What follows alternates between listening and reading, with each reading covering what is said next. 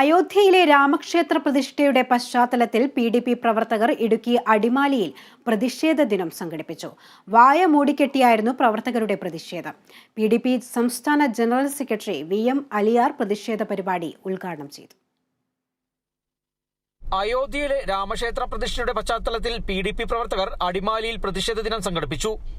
PDP ജില്ലാ കമ്മിറ്റിയുടെ നേതൃത്വത്തിലായിരുന്നു പ്രതിഷേധം. വായ മൂടിക്കെട്ടിയായിരുന്നു പ്രവർത്തകർ പ്രതിഷേധത്തിൽ പങ്കെടുത്തത്. PDP സംസ്ഥാന ജനറൽ സെക്രട്ടറി VM അലിയാർ പ്രതിഷേധ പരിപാടി ഉദ്ഘാടനം ചെയ്തു.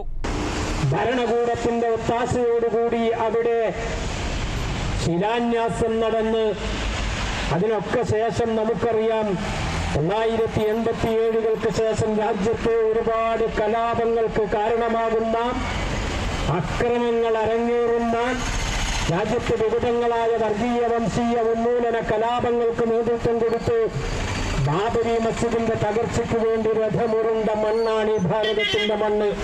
അടിമാലി ടൗണിൽ സെൻട്രൽ ജംഗ്ഷനിലായിരുന്നു PDP പ്രവർത്തകരുടെ പ്രതിഷേധം നടന്നത്. സംഘടനാ ജില്ലാ പ്രസിഡന്റ് KA കബീർ അധ്യക്ഷത വഹിച്ചു. നസീർ മക്കാർ, മുഹമ്മദ് അഷ്റഫ്, KM ഷബീൻ, നസറുദ്ദീൻ ചെല്ലിയാമ്പാറ, ഷമീർ തുടങ്ങിയവർ സംബന്ധിച്ചു. Kerala vision news, Idukki.